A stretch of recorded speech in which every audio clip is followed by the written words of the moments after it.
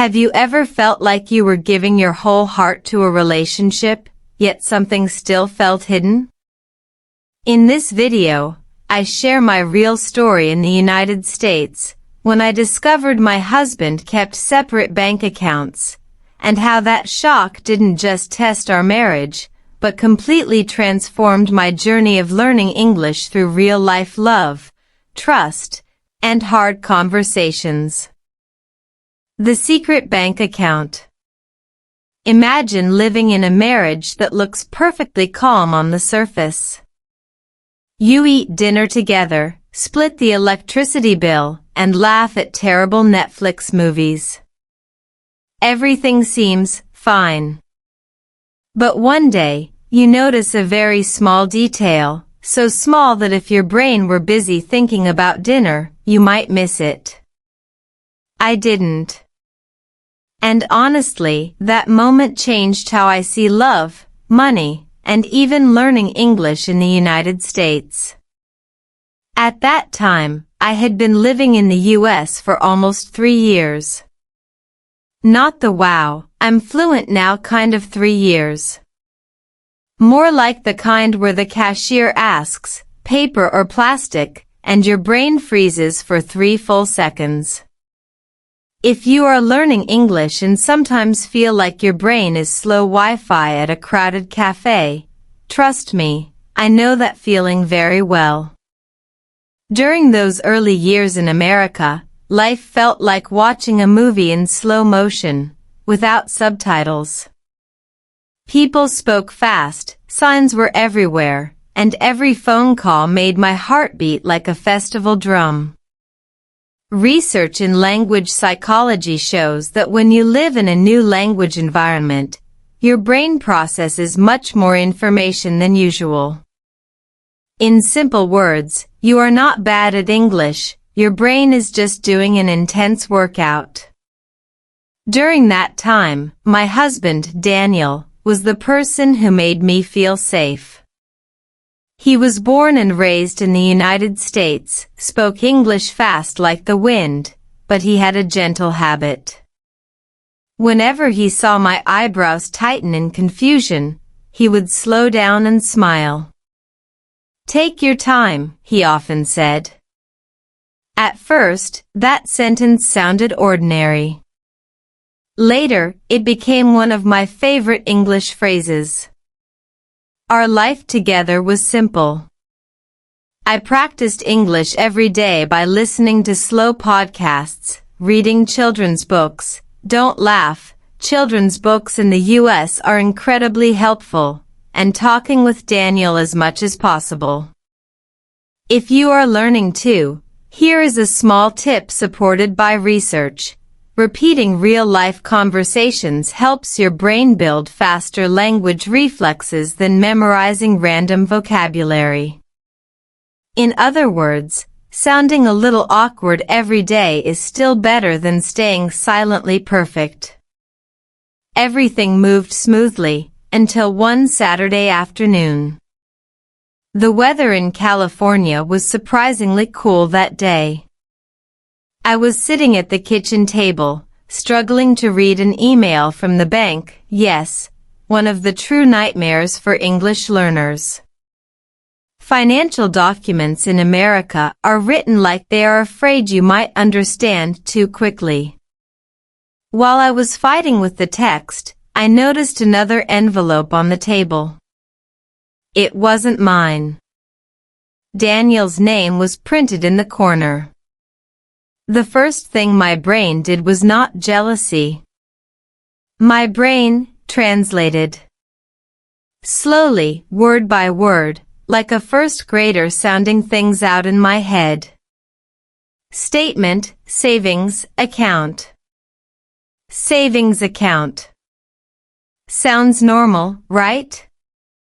The problem was, we already had a joint account. My heart did not jump dramatically like in a TV drama. It simply skipped. A very small, very quiet pause. If you have ever doubted something in a relationship, you know this feeling, not a storm, just a cold breeze across the back of your neck. The human brain has something interesting called threat detection. When reality doesn't match expectations, your brain turns on a yellow warning light before you can logically explain anything. At that moment, I had no proof of anything. Just an envelope. A few printed words. And one small question slowly crawling into my mind like a cat sneaking onto the table. Why does he have a separate account? I remember sitting there for a long time. Nothing dramatic.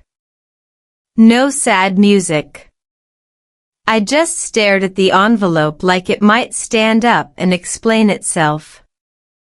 If you are learning English, this is a good moment to practice a simple sentence with me. Say it slowly. I started to feel something was wrong. One more time. I started to feel something was wrong. That was exactly my feeling that afternoon. Not certainty. Just something was wrong. The funny thing is, another part of my brain immediately started defending him. Maybe this is normal in America. Maybe I am overthinking. Maybe my brain, already overloaded from learning English every day, is creating unnecessary drama. And this is where things become interesting. Because sometimes, what kills your motivation to learn English is not grammar or pronunciation. It is unresolved emotion in real life. When your mind is stressed, the language processing areas of your brain work less efficiently, something many neuroscience studies have confirmed. Simply put, when your heart is tangled, your English gets tangled too. That afternoon, I had no idea our marriage was about to face a serious test. I also didn't know that this very story would later become the real-life textbook that helped my English become more natural than ever. At that moment, I only knew one small thing. There was a secret inside that envelope. And I was not ready for the answer. Those early days in America. There is a strange moment that happens when you first arrive in the United States. Nobody warns you about it. You are standing in a grocery store, smiling politely, nodding like you understand everything, and inside your head, your brain is buffering like an old video on slow internet. If you are learning English right now and sometimes feel tired for no clear reason, this part of my story is especially for you. When I first moved to America, I thought the hardest part would be grammar. Past tense, future tense, irregular verbs, the usual nightmares. I was wrong. The hardest part was real life happening in real English at full speed. In the first few months, even simple conversations felt like mental marathons. A neighbor once casually asked me, "How's it going?" I froze. Not because the sentence was difficult, but because my brain was still translating word by word. By the time I prepared my answer, she was already halfway down the sidewalk. If this has ever happened to you, relax, you are completely normal. Cognitive science explains this very clearly. When you are still translating in your head, your working memory gets overloaded. It is like trying to cook dinner while solving math problems and answering phone calls at the same time. Your brain can do it, but it will be slow and exhausting. Back then, every small task in America required extra energy. Ordering coffee. Calling customer service. Even listening to weather forecasts felt like decoding secret messages. Some evenings, I sat on the couch feeling strangely tired, even though I had not done anything physically hard. That confused me for a long time. Later, I learned something important. Language fatigue is real. Studies show that using a second language for extended periods increases cognitive load and mental fatigue. In simple terms, your brain burns more fuel when operating in English if it is not your native language. So if you sometimes feel sleepy or unmotivated after practicing English, your brain is not being lazy. It is literally working overtime. Daniel noticed this before I did. One evening, after I struggled through a phone call with the insurance company, which, by the way, felt like verbal combat, I dropped onto the sofa and sighed dramatically. Daniel looked at me and gently said, "Long English day?" I laughed, but honestly, I almost cried. That was one of the first moments I felt truly seen in this new country. Not judged. Not rushed. Just understood. If you are practicing speaking right now, try this sentence slowly with me. My brain feels tired today. Again. My brain feels tired today. Simple sentences like this are powerful because they connect language with real emotion. Neuroscience research shows that emotional relevance strengthens memory pathways. Translation: when English connects to your real life, your brain remembers it better. This is exactly why my progress slowly improved after moving to the US, not because I studied harder, but because English became part of my daily survival. Meanwhile, my relationship with Daniel was growing in quiet, comfortable ways. We were not a dramatic movie couple. No big shouting matches. No grand romantic speeches in the rain. Just small moments. Cooking together. Short evening walks. Slow conversations where he patiently waited while I searched for words. Sometimes I would stop mid-sentence and say, "Wait, how do I say this?" And he would smile and reply, "Take your time." That sentence again. Take your time. Looking back now, it is almost ironic how safe those words made me feel, especially considering what I would later discover about the separate bank accounts. But at that time, my world still felt stable. I was building confidence little by little. My listening improved first, as research predicts. Fun fact: listening comprehension usually develops before speaking fluency because the brain needs massive input before confident output.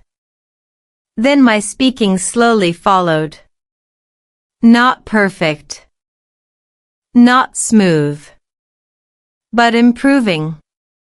And here is something very important I want you to remember if you ever feel stuck. Progress in language learning is often invisible in the moment. Neuroscientists call this the plateau illusion. Your brain is still building neural connections even when you feel like nothing is happening. Basically, your brain is quietly upgrading its software in the background. I wish I had fully trusted that process back then. Because just when my English and my marriage started to feel comfortably predictable, life prepared a small emotional earthquake. And it started with something that looked completely harmless. A simple envelope on the kitchen table. Love growing slowly. Before the envelope. Before the questions. Before the quiet fear. There was love. Not the loud, dramatic kind you see in romantic movies.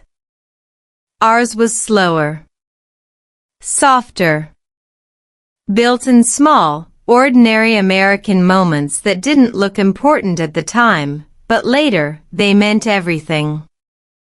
Daniel and I met at a community college ESL volunteer event. I was there to practice English. He was there because his company encouraged employees to volunteer. I remember the first time he spoke to me. He said, "So, what brought you to California?" And I understood only half of the sentence. Instead of panicking, I smiled and answered the half I understood. California is warm. He laughed, not at me, but with me. That laugh broke something inside my fear. In psychology, there's a concept called safe social learning. When you feel emotionally safe, your brain becomes more open to absorbing new information. That day, without knowing it, Daniel created that safety for me. If you are learning English, this is important. Your environment matters. When you feel judged, your amygdala, the fear center of your brain, becomes active and language processing decreases. But when you feel safe, your prefrontal cortex works better. Translation: kindness literally improves your English. Our early relationship was built on patience. Our dates were simple. Cheap tacos. Long walks near the beach. Grocery shopping on Sunday mornings. He would talk about his childhood in Ohio. I would tell him about my family traditions, the food, the noise, the warmth of gatherings back home. Sometimes I had to pause in the middle of my story. "I don't know the word," I would say. He would respond gently, "Describe it." That small habit changed my speaking skills more than any grammar book. Instead of stopping when I didn't know a word, I learned to explain around it. For example, once I forgot the word homesick. So I said, "It's like when your heart misses your country." He nodded. Homesick. And just like that, vocabulary became emotional memory. Try this technique with me right now. If you don't know a word in English, don't freeze. Describe it. Your brain builds flexibility, and flexibility builds fluency. Back then, love felt like that too, flexible, forgiving, patient. When we got married, we kept things small. A simple ceremony. A few friends. A sunny afternoon. I remember standing there thinking in broken English inside my head, "This is my new life." It felt exciting. And terrifying. Marriage in America also introduced me to cultural differences I never fully expected. In my home culture, couples often combine everything: money, decisions, even extended family responsibilities. In the U.S., individual independence is valued more strongly. People say things like, "I need my space," or "We respect each other's autonomy." At first, I thought autonomy sounded cold. But Daniel explained it differently. "Autonomy doesn't mean distance," he said. "It means trust." That word, trust, became central to our relationship. Or at least, I thought it did. In the early months of marriage, we opened a joint bank account for shared expenses. Rent. Utilities. Groceries. It felt official, adult, responsible. I remember feeling proud when I could finally walk into the bank and speak confidently in English without rehearsing every sentence in my head. Progress. But something subtle was happening under the surface. Daniel still received individual financial emails sometimes. I noticed, but I didn't question it. In my mind, I assumed everything was transparent. After all, we were married. Here is something psychology teaches us. We often see what we expect to see. It's called confirmation bias. If you believe your relationship is secure, your brain filters out small inconsistencies. That was me. I was focused on improving my English, adjusting to American life, building a future. I didn't look closely at the details. I trusted the structure. And honestly, I was happy. We talked about having children someday. About buying a house. About building stability in this new country that still sometimes felt overwhelming. On the outside, everything looked balanced. Inside, I was still learning not only English, but also how American marriage works. How independence and partnership sometimes dance together in ways that are confusing if you grew up differently. Looking back now, I realize something important. Love grows slowly. Trust grows slowly. But doubt? Doubt grows very fast when one small piece of information doesn't fit the picture. And soon, that small piece, the savings account, would stop being a background detail and become the center of my thoughts. The shock after marriage. Sometimes the biggest emotional earthquakes begin with the quietest sound. Not shouting. Not fighting. Just the soft slide of paper inside an envelope. That Saturday afternoon stayed with me longer than I expected. I told myself to relax. I told myself this was probably normal in America.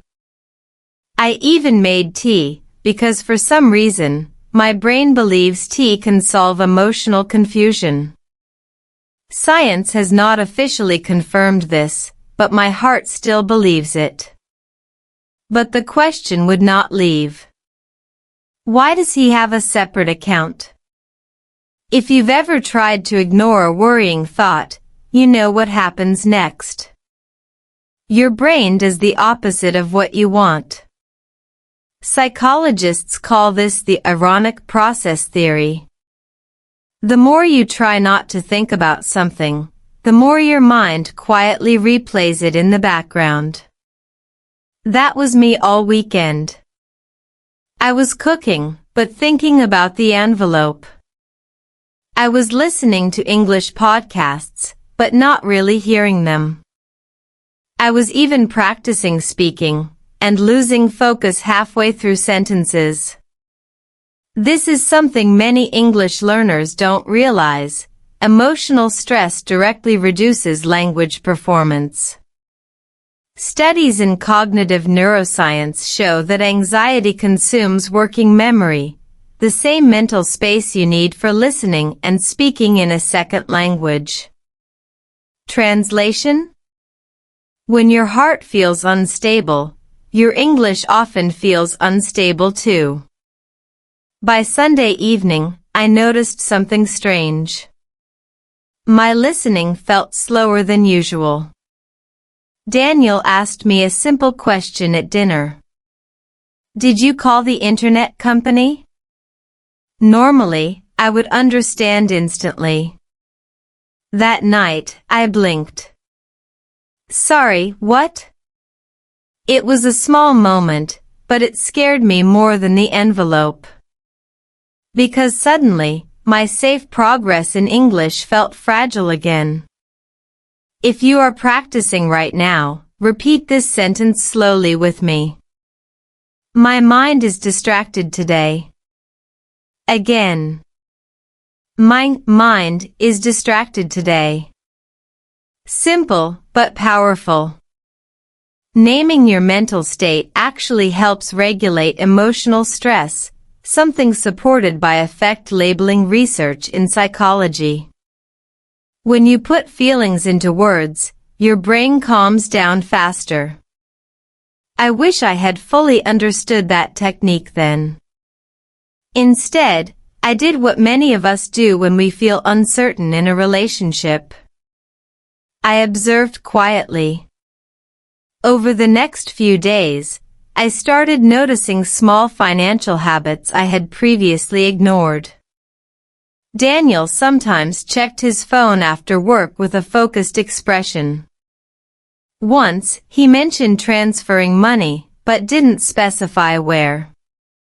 None of these were dramatic red flags. Just small question marks. And here is where cultural difference began to complicate my emotions. In many American households, maintaining some financial independence is normal.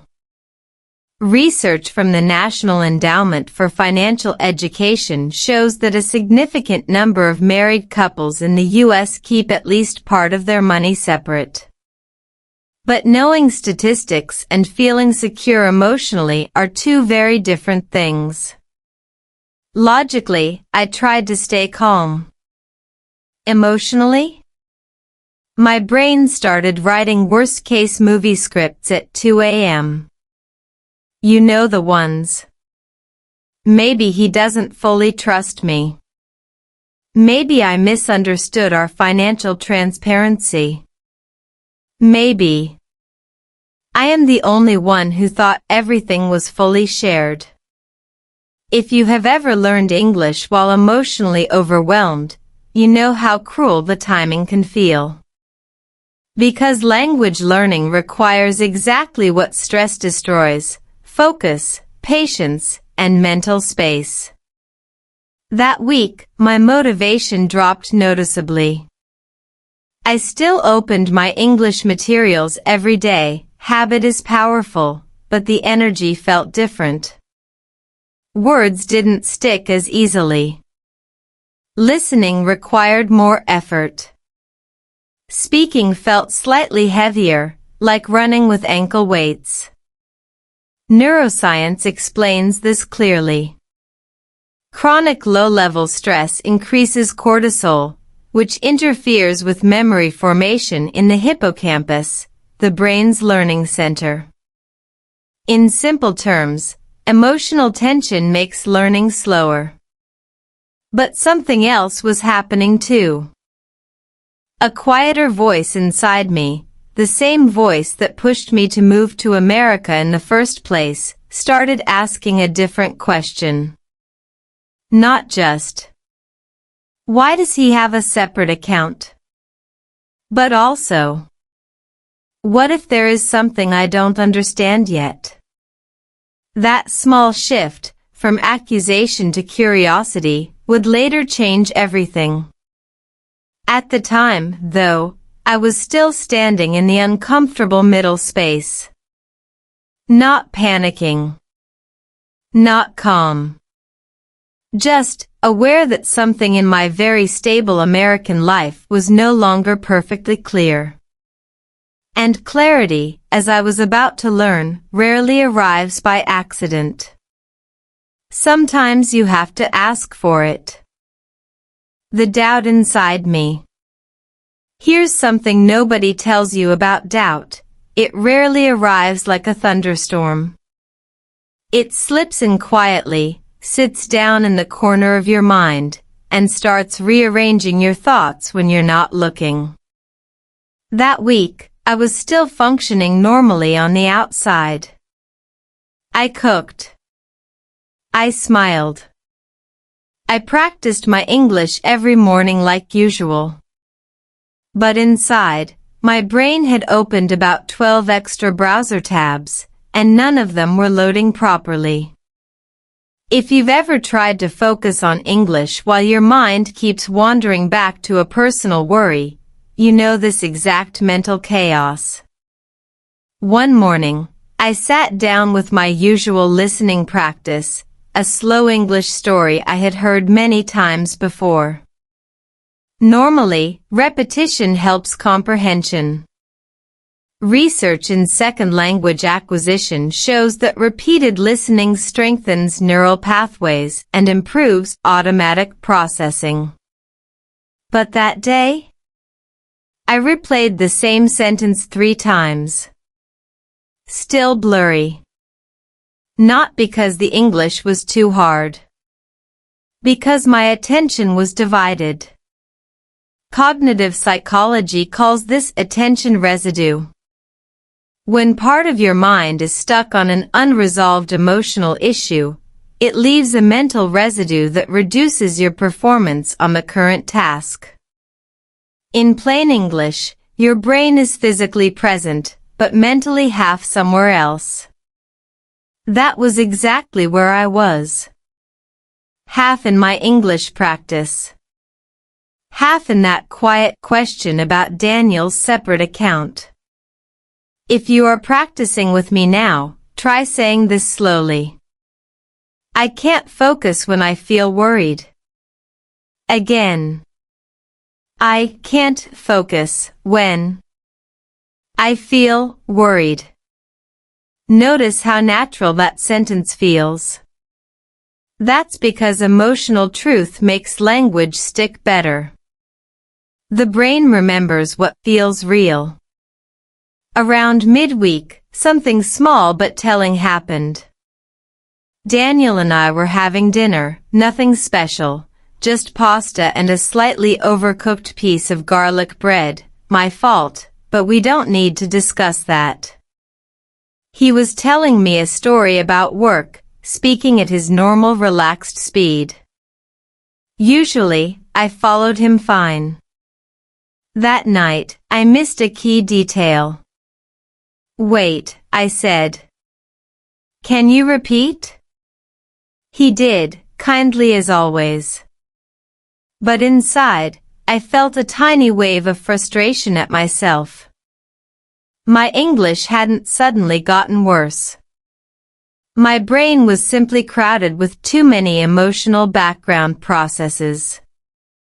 Neuroscientists sometimes compare working memory to a small desk. When it's clear, you can work efficiently. When it's covered in emotional paperwork, good luck finding space to process new sentences. And my mental desk was getting messy. By Thursday, I noticed something else. My motivation to practice speaking was quietly dropping. Not dramatically. Just less enthusiasm. Less energy. This is actually very common. Motivation research shows that uncertainty in personal life can reduce what psychologists call cognitive engagement. When your emotional security feels shaky, your brain unconsciously conserves energy. Translation? Your brain goes into low-power mode. And the dangerous part is, many learners misinterpret this moment. They think, my English is getting worse. I'm losing progress. Maybe I'm just not good at this. But often, the real issue is emotional bandwidth, not language ability. I wish someone had explained that to me earlier. Instead, I sat there that night, quietly pushing pasta around my plate, while my mind ran quiet simulations of conversations I hadn't even had yet. Should I ask him? Should I wait? Am I overthinking this? Meanwhile, Daniel looked completely normal. Calm. Warm. Unaware of the small psychological drama unfolding across the dinner table. And that made the doubt even more confusing. Because here's the uncomfortable truth about trust in relationships, especially in cross-cultural marriages. Sometimes the behavior is normal in one culture and emotionally alarming in another. At that point, I still didn't know which situation I was in. But one thing was becoming very clear. Avoiding the question was not helping my peace of mind. And definitely not helping my English. Because every day I stayed silent, that little corner of mental noise kept growing louder. Eventually, I would have to do the one thing every nervous English learner both needs and fears at the same time. Open my mouth.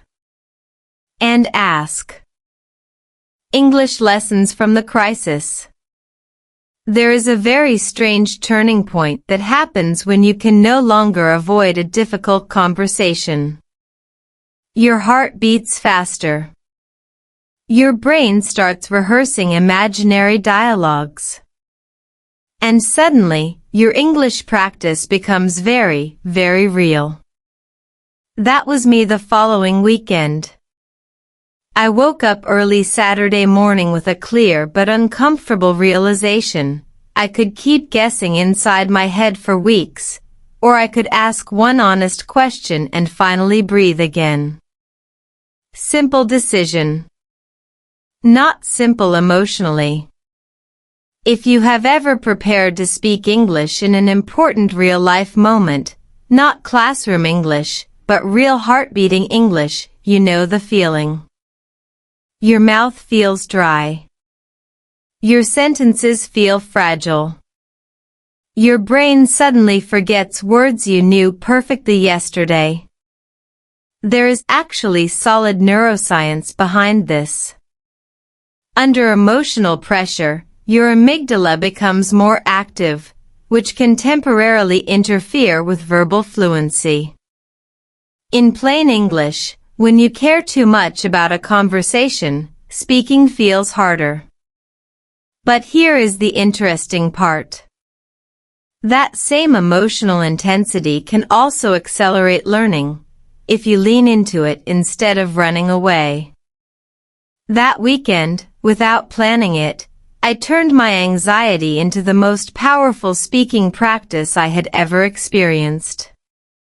Before talking to Daniel, I did something very simple but very effective. I sat down with a notebook and wrote the key sentence I wanted to say. Slow. Clear. Honest. Try this with me now. Say it slowly. I want to ask you something important. Again. I want to ask you something important. Notice how this sentence feels different from textbook English. It carries emotion, purpose, direction. This is exactly the kind of language that builds real-world fluency. Research in task-based language learning shows that when learners practice language connected to meaningful personal goals, retention and fluency improve significantly. Your brain prioritizes what matters to your survival, emotional or practical. And at that moment, this conversation definitely mattered to my emotional survival. Still, I wasn't completely calm. Let's be honest. I practiced the sentence at least 10 times. Quietly. In the kitchen. Like a slightly nervous actor preparing for a very low-budget but emotionally intense movie. But something surprising started happening during that practice. Instead of freezing, I was focusing. Instead of feeling lost, my sentences became clearer. Because for the first time, I wasn't practicing English just to improve someday. I was preparing to use English for something real, immediate, and meaningful.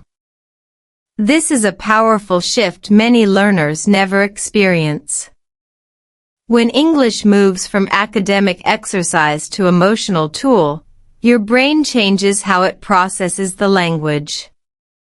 Functional MRI studies show increased neural efficiency when language is tied to personally meaningful outcomes. Translation? Real life is the best language teacher.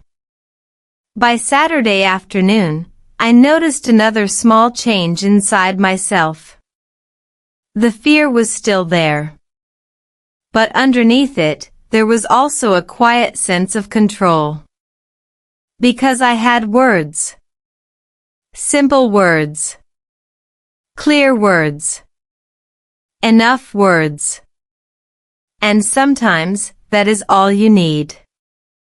Daniel was in the living room that evening, casually scrolling on his phone, completely unaware that I was about to initiate the most emotionally important English conversation of my life so far. My heart was definitely not calm. But my sentence was ready. If you are learning with me right now, remember this moment. Fluency is not about speaking perfectly. It is about speaking when it matters. I took a slow breath, walked into the living room, and finally said the sentence I had practiced all morning. I want to ask you something important. What happened next was not what my worried brain had predicted at all. Money culture in America. Here's something that quietly shocks many newcomers to the United States. Americans can be deeply loving and fiercely financially independent at the same time. If you grew up in a culture where marriage means merging everything, hearts, homes, and bank accounts, the American approach can feel confusing at first. I didn't fully understand this until the night I finally spoke those careful words to Daniel. I want to ask you something important. He looked up immediately. Not defensive. Not nervous. Just attentive. Of course, he said gently. What's on your mind? Notice that phrase for a moment. If you're practicing English, repeat it slowly. What's on your mind? Again. What's on your mind? This is one of the most common emotionally supportive questions in American English. And in that moment, it lowered my stress level by at least 20%. Still, my heart was working overtime. I chose my words carefully, slow, simple, honest. I saw a letter about a savings account. I thought we shared everything. I'm just confused. There it was. Not perfect grammar. Not elegant. But clear. And clarity, I was about to learn, is far more powerful than perfection. Daniel didn't react the way my anxious brain had predicted during all those dramatic 2 a.m. mental rehearsals. He didn't freeze. He didn't look guilty. He didn't get defensive. He actually nodded. Calmly. Almost like he had been expecting this conversation someday. Ah, he said softly. I wondered when we might talk about that. If this were a movie, that would be the moment the suspense music gets louder. In real life, it was just me sitting very still, trying to keep my face neutral while my brain opened 17 new question tabs. But then Daniel said something that began to shift my entire perspective. In the U.S., many couples keep some separate savings, he explained. Not to hide, but to stay financially flexible and responsible. Now, intellectually, I had heard about this before. Financial experts in America often talk about yours, mine, and ours budgeting systems. Research from financial planning organizations shows that many healthy marriages use a mix of joint and individual accounts to balance transparency and autonomy. But hearing statistics on the internet and hearing your husband say it directly are two very different emotional experiences. I listened carefully, and for once, my brain was fully focused. Because something interesting happens during emotionally important conversations, your attention system becomes highly activated. Neuroscience calls this salience-driven focus. When something truly matters to you, your brain allocates more processing power automatically. In simple terms, I was listening better than ever. Daniel continued, speaking slowly, a habit he had clearly built for my comfort. The joint account is for our shared life, he said. Rent, bills, groceries. The separate savings is mostly long-term planning and personal financial history. Personal financial history. That phrase caught my attention immediately. If you are practicing English, try it slowly. Personal financial history. One more time. Personal financial history. By this point, something inside me was beginning to soften, not completely relaxed, but less tense than before. Because his tone didn't sound secretive. It sounded practical. Still, my brain wasn't ready to fully close the case. Because emotional trust doesn't update as quickly as logical information. Psychologists call this the emotional lag effect. Your thinking brain may understand something before your feeling brain fully catches up. And mine was definitely still catching up. So I asked the next honest question, the one that had been quietly sitting behind all the others. Why didn't we talk about it earlier? There was no accusation in my voice. Just genuine curiosity.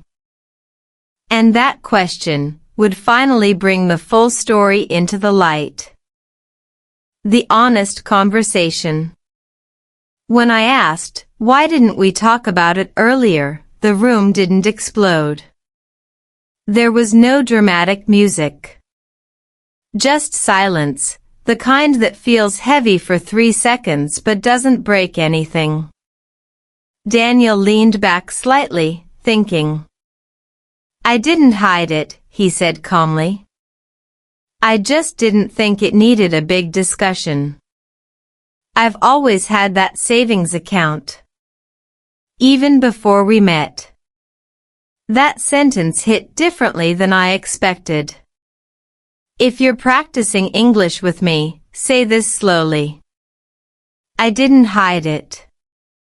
Again. I didn't hide it. Simple. Direct. Powerful. Notice how short sentences often carry the strongest emotional clarity. In high-stress conversations, shorter sentences reduce misunderstanding. Psychologists call this cognitive load reduction. When emotions are involved, your brain processes simple language more effectively. And in that moment, simple language saved us. Daniel continued. My parents taught me to always keep personal emergency savings. It's not about mistrust. It's about security. Security. That word felt different from secrecy. Say it with me. Security. One more time. Security.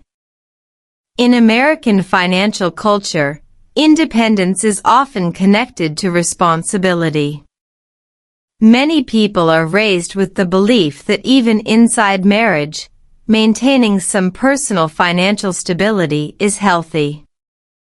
It's not emotional distance, it's structural safety. But here's the key part. Understanding logic doesn't immediately erase feelings. So I told him honestly. In my culture, separate money can feel like separate lives. That sentence was not rehearsed. It came naturally. And that's when I realized something important about fluency. Fluency doesn't mean speaking perfectly. It means expressing real meaning in real time. And that night, my English was not polished, but it was authentic. Daniel's face softened when I said that. I didn't know it felt that way to you, he replied quietly. That sentence changed the direction of everything. Because suddenly, this wasn't about money anymore. It was about perspective. There's a concept in relationship psychology called cultural framing. Two people can look at the same behavior and assign completely different emotional meanings based on upbringing. One sees independence. The other sees distance. Neither is wrong. They're just wired differently. And here's where something beautiful happened. Instead of defending his system, Daniel started explaining it slowly, almost like we were building a shared dictionary together. The joint account, he said, is our partnership. The separate savings is just long-term planning. If something ever happened to me, or if we needed emergency flexibility, it's there. That sentence, if something ever happened to me, suddenly shifted the entire emotional weight of the conversation. Because now I heard something different. Not secrecy. Responsibility. There's research showing that when couples openly discuss finances, relationship satisfaction increases significantly. Avoidance creates anxiety. Transparency creates stability. And that night, we were finally transparent. But here's what surprised me most. The more we talked, the clearer my English became. No freezing. No mental translation lag. No blank pauses. Why? Because my brain was fully engaged. Emotionally invested. Highly focused. Neuroscience calls this emotionally charged encoding. When information is tied to meaningful emotional experiences, your brain strengthens memory and language pathways faster. In simple words, this conversation upgraded my English more than weeks of passive listening practice. At one point, I even found myself asking confidently, "Can we create a plan that feels safe for both of us? Let's practice that one. Can we create a plan that feels safe for both of us?" That sentence is powerful. It shifts from accusation to collaboration. From control to partnership. And that is exactly what happened next. Daniel nodded immediately. Yes. We can. There was no resistance. No ego battle. Just two adults realizing they had been operating with different assumptions. We spent the next hour reviewing everything openly. Accounts. Goals. Future plans. Emergency savings. Retirement planning. not as enemies. As teammates. And here's the quiet twist. The separate savings account? It included long-term investments meant for our future family. He had been planning security, not separation. My brain had built a story based on incomplete information. And isn't that what anxiety always does? Fills silence with worst-case scripts. By the end of that evening, something inside me felt lighter. Not because we suddenly merged every dollar into one account. We didn't. We created clarity instead. And clarity is far more valuable than control. As we cleaned up the kitchen later, Daniel smiled and said something that stayed with me. I'm glad you asked. For simple words. I'm glad you asked. Sometimes the courage to speak is the only bridge between fear and understanding. And that night, I crossed it, in English.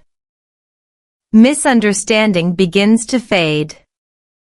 There is a quiet moment after a hard conversation when your body finally realizes the danger has passed. Your shoulders drop. Your breathing slows. And your brain, which has been running emotional emergency drills for days, finally powers down from survival mode. That was me the morning after our long talk. I woke up expecting to feel awkward. You know that strange tension that sometimes hangs in the air after serious relationship conversations? I was mentally prepared for that. But instead, everything felt normal. Daniel was already in the kitchen making coffee, humming badly off-key like always. For the record, his musical confidence is much stronger than his musical accuracy. He looked up and smiled. Morning. Simple. Warm. Uncomplicated. And right there, something inside my chest loosened another notch. If you are practicing English with me, say this slowly. I feel much better today. Again. I feel much better today. Notice how emotional relief makes language feel smoother. That's not your imagination. When stress hormones like cortisol drop, your prefrontal cortex, the part responsible for language processing, works more efficiently. Translation? A calm heart often means clearer English. Over breakfast, we talked again, but this time, the tone was completely different. No tension. No hidden fear. Just two people aligning their mental maps. Daniel even opened his laptop and showed me the full structure of our finances. Not defensively. Not dramatically. Just matter of fact. This is the joint account, he said. Click. These are my long-term savings. Click. And these are the investments I started years ago. Click. Something interesting happened as I watched the screen. The mysterious unknown, which my brain had previously filled with worst-case stories, suddenly became very ordinary. Psychologists call this the uncertainty reduction effect. When the human brain receives clear information, anxiety often drops rapidly, even if the situation itself hasn't changed much. In my case, the accounts hadn't changed. But my understanding had. And that changed everything. If you've ever struggled with listening comprehension in English, this principle applies there too. Many learners panic when they hear something unclear and mentally jump to, "I don't understand anything." But often, the brain only needs a little more context, a little more exposure, a little more patience. Clarity grows gradually, in language and in relationships. That morning, I noticed another surprising shift. My English felt faster. Not magically perfect. Let's stay realistic. But noticeably smoother than earlier that week. When Daniel asked, "Do you want eggs or just toast?" I answered immediately without the usual half-second translation delay. Just toast is fine. Clean. Natural. Automatic. That small moment made me pause internally. Because nothing about my English study routine had changed. What had changed was my mental noise level. Research in cognitive load theory explains this clearly. When the brain is no longer occupied with background worry, processing capacity increases for the task at hand, including language. In simple words, peace creates mental bandwidth. And mental bandwidth improves fluency. Later that afternoon, I went for a short walk around our neighborhood, something I often did while listening to slow English audio. But this time, the experience felt different. Lighter. More focused. For the first time in days, my attention stayed fully with the story I was listening to. No intrusive financial worries. No emotional side conversations running in the background. Just English. And fresh air. And quiet clarity. Halfway through the walk, I caught myself smiling for no dramatic reason. Not because everything in life was suddenly perfect. But because one heavy question mark had finally turned into a clear sentence. That's a powerful psychological shift. Uncertainty drains energy. Understanding restores it. If you're learning English and feeling stuck lately, here's something important to remember. Sometimes your plateau is not about vocabulary. Sometimes your slowdown is not about grammar. Sometimes your brain is just crowded. Crowded with stress. Crowded with overthinking. Crowded with emotional static. When you clear even one major worry from your mental space, language often improves faster than you expect. That week taught me something no textbook ever explained. Fluency is not only built with repetition. It is also built with emotional clarity.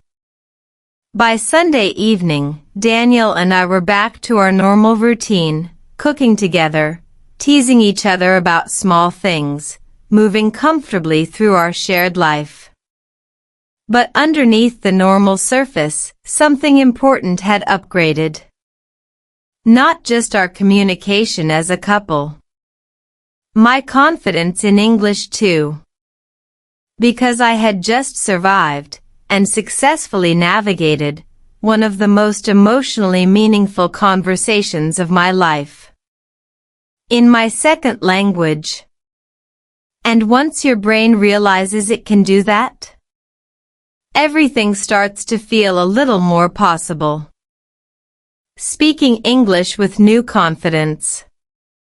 There is a quiet upgrade that happens after you survive a conversation you were once afraid of. Nobody announces it. No dramatic music plays. But suddenly, your voice feels steadier the next time you open your mouth. That was exactly what happened to me in the weeks after Daniel and I cleared the air. At first, the change was subtle. One afternoon, I called the internet company, something that used to make my stomach twist into nervous knots. In the past, I would rehearse every sentence 5 times before dialing. I would write scripts, prepare backup phrases, mentally prepare for verbal disaster. This time, I still prepared, but I wasn't scared. There's a big psychological difference between preparation and fear. One is strategic. The other is paralyzing. When the customer service agent answered quickly, I noticed something surprising. My brain didn't freeze. It stayed online, fully connected, like finally having strong Wi-Fi after months of weak signal. If you're practicing with me, say this slowly. I feel more confident speaking now. Again. I feel more confident speaking now. Confidence in language learning is not just emotional fluff. It has measurable cognitive effects. Studies in second language acquisition show that self-confidence reduces speaking hesitation and improves processing speed. In simple terms, when you believe you can communicate, your brain actually performs better. That call with the internet company wasn't perfect. I still asked, "Can you repeat that, please, twice?" I still spoke a little slower than native speakers. But here's the key difference. I didn't panic. And panic used to be my biggest enemy. Before the conversation with Daniel, my brain had been operating in what psychologists call low-level threat mode. Even small uncertainties were draining mental energy in the background. Now, that mental noise was gone. Or at least, much quieter. And the effects showed up everywhere. At the grocery store, when the cashier made small talk, I responded naturally instead of giving the classic survival smile and polite nod. During neighborhood conversations, I found myself adding one more sentence instead of ending early. Small expansions. Big progress. There's fascinating neuroscience behind this. When you repeatedly succeed in meaningful communication, your brain strengthens what researchers call self-efficacy loops. Each successful interaction becomes evidence that future communication is safe. Your brain starts updating its internal prediction model. Speaking English equals manageable. Not dangerous. Not embarrassing. Just doable. One evening, Daniel noticed the shift before I even fully did. "You sound more relaxed lately," he said while we were washing dishes. I paused mid-plate. Relaxed. That word landed softly but powerfully. Because he was right. For months, maybe years, I had been practicing English with a tiny layer of tension underneath. Not obvious. Not dramatic. But always there, like background static in a quiet room. Now that static was fading. If you want to try a useful reflection sentence, say this with me. I am improving step by step. Again. I am improving step by step. That phrase captures something many learners forget. Progress in language rarely arrives as a sudden breakthrough. More often, it appears as small reductions in friction. Less hesitation. Less fear. Less mental translation lag. More flow. More ease. More natural rhythm. Around this time, I also changed one small habit in my daily practice, and the results surprised me. Instead of only listening to slow, carefully designed learning materials, I began mixing in short real-life conversations. Not overwhelming ones. Just small, manageable pieces of authentic English. Why? Because my brain was finally ready. Research shows that learners progress fastest when input is slightly above their comfort level, what linguists call comprehensible challenge. Too easy, and the brain gets bored. Too hard, and the brain shuts down. But right in the middle? That's where growth happens. And emotionally, I was finally stable enough to operate in that middle zone. Looking back now, I realized something important that I wish every English learner understood earlier. Your language journey is not separate from your life journey. When your stress is high, your progress may feel slow. When your confidence grows, your fluency often follows. When your mind feels safe, your voice becomes stronger. It's all connected. By the end of that month, I noticed something that would have seemed impossible to my earlier self. I was no longer afraid of real conversations. Careful? Yes. Still learning? Absolutely.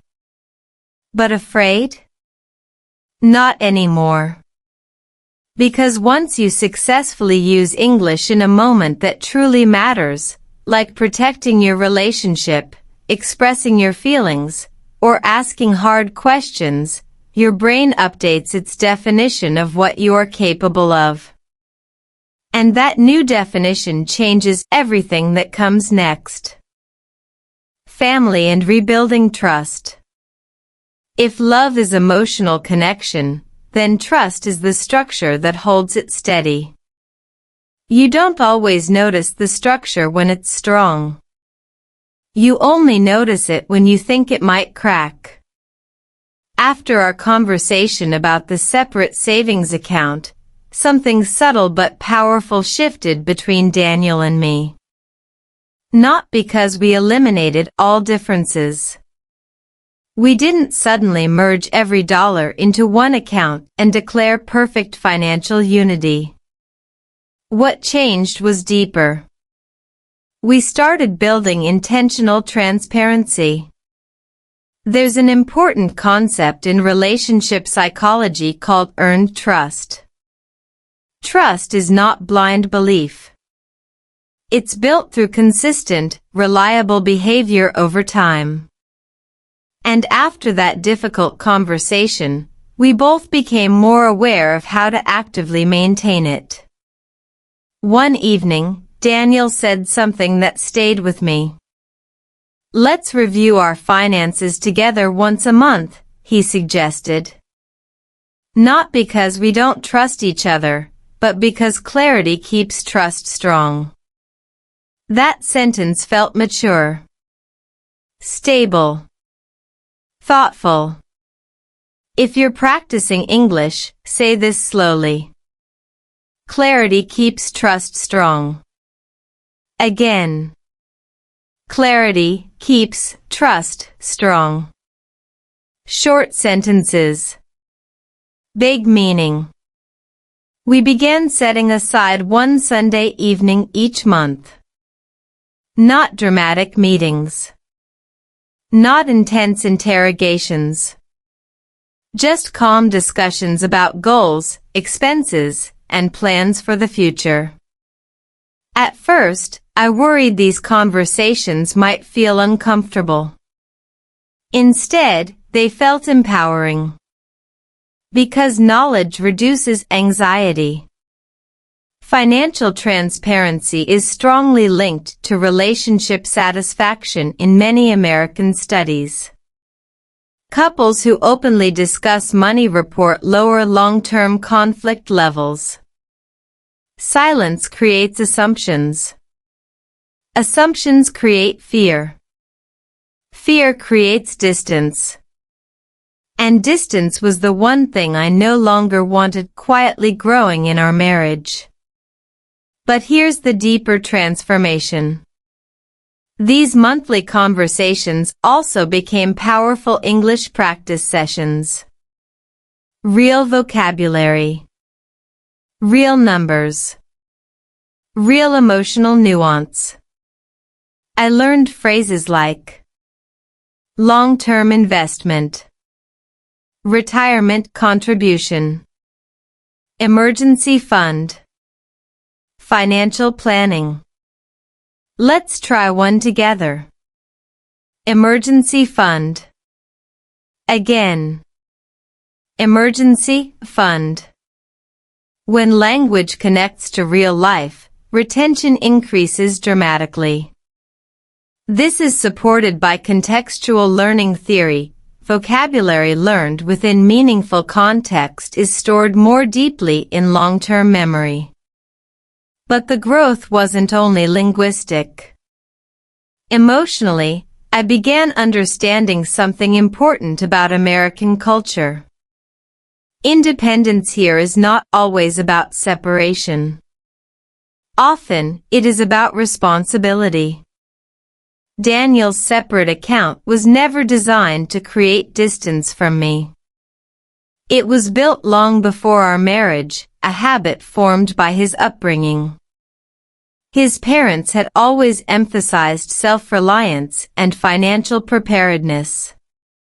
In my cultural background, security often comes from collective pooling, family sharing everything together. In his background, security came from personal stability first. Two models. Two histories. Neither wrong. Just different. There's a psychological principle called differentiation in relationships. Healthy couples maintain individual identity while also nurturing shared unity. Too much merging can create dependency. Too much independence can create isolation. Balance is the key. And balance requires conversation. One night, while we were talking about future goals, Daniel casually mentioned something that completely melted the last small piece of doubt in me. I want us to feel secure enough to raise kids without financial stress, he said. Raise kids. Future family. Plural. Us. That was the moment I fully understood. His financial structure wasn't a wall. It was a safety net. If you are listening closely, notice how perspective changes emotional meaning. Same behavior. Different interpretation. Earlier, my brain saw separate account and translated it as distance. Now, I saw it as preparedness. And that cognitive shift changed how I felt, not only about money, but about trust itself. There's something powerful about realizing your fear came from incomplete information. It's humbling. But it's also freeing. By this stage in our journey, something else had quietly strengthened, our communication habits. Instead of assuming, I asked. Instead of avoiding, he explained. Instead of protecting ego, we prioritized clarity. And clarity built closeness. If you are learning English while navigating relationships, here's something I want you to remember. Language is not just grammar. It is the bridge between misunderstanding and connection. The more courage you have to speak honestly, even imperfectly, the stronger that bridge becomes. By the end of that season in our marriage, I felt something new. Not blind trust. Not naive optimism. But grounded confidence. Confidence in our partnership. Confidence in my ability to ask hard questions. Confidence in my English. And that combination? It felt stronger than fear ever did. A happy ending in America.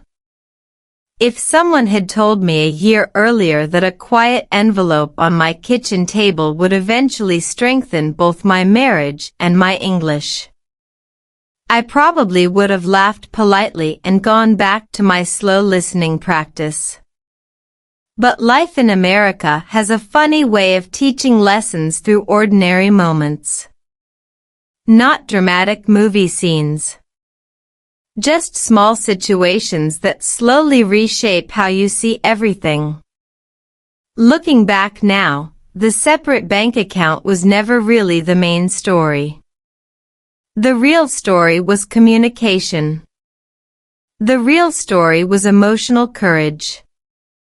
And the real story, the one I didn't expect, was how deeply language learning is connected to the rest of your life.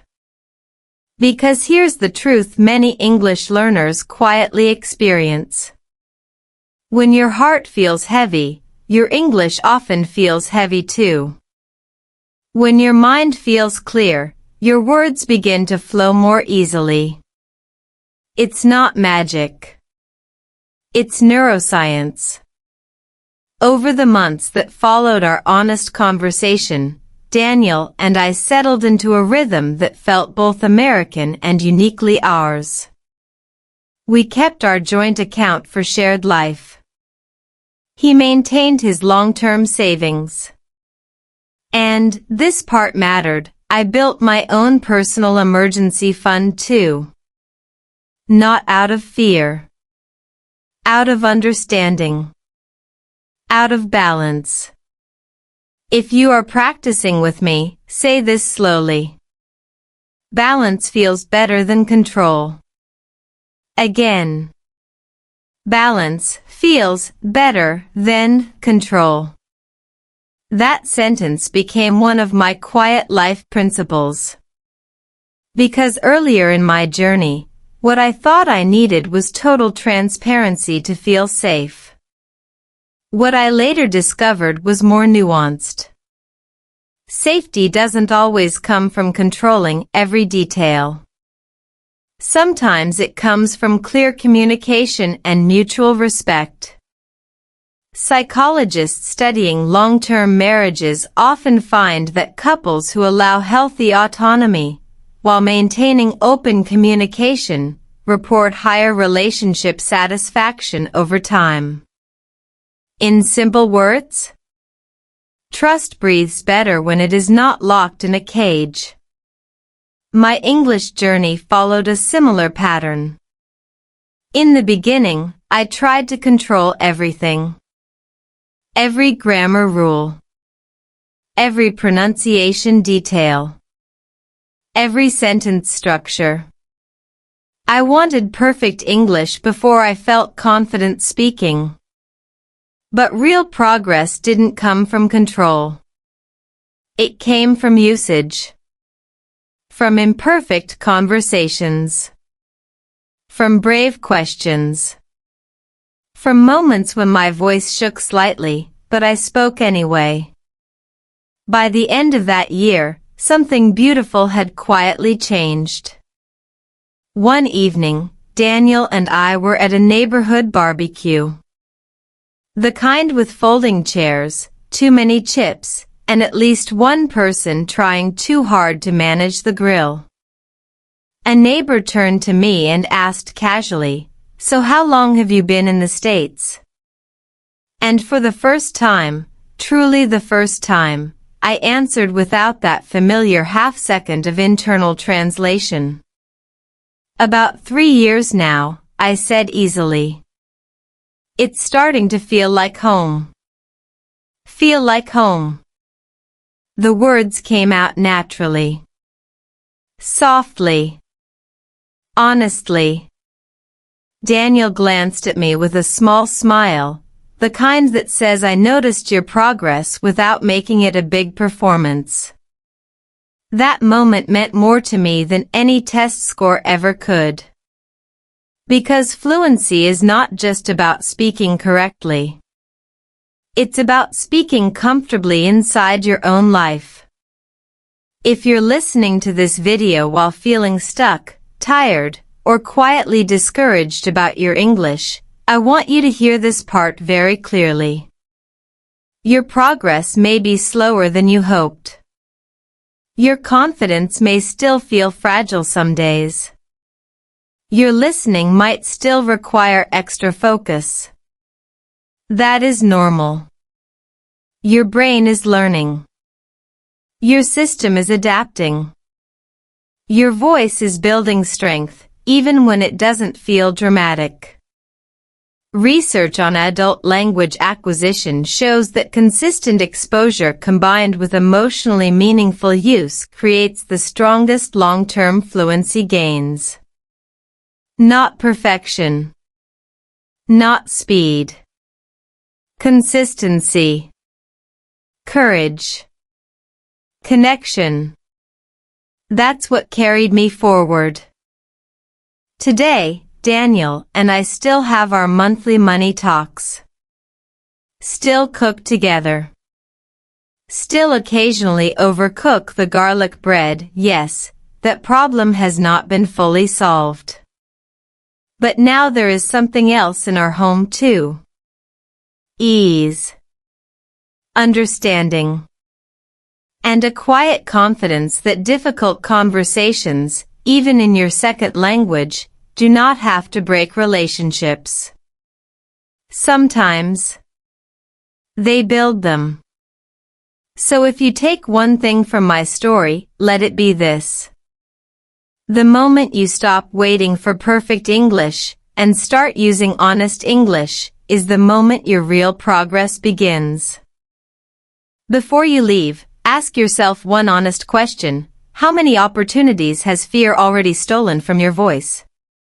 Today you didn't just listen to a story, you trained your ear, your mind, and your confidence in real-life English conversation. And this is only the beginning. If you want more slow English listening practice, more emotional real stories, and more natural speaking confidence, make sure you subscribe, like the video, and share it with someone who is still afraid to speak. Your future fluent self will thank you.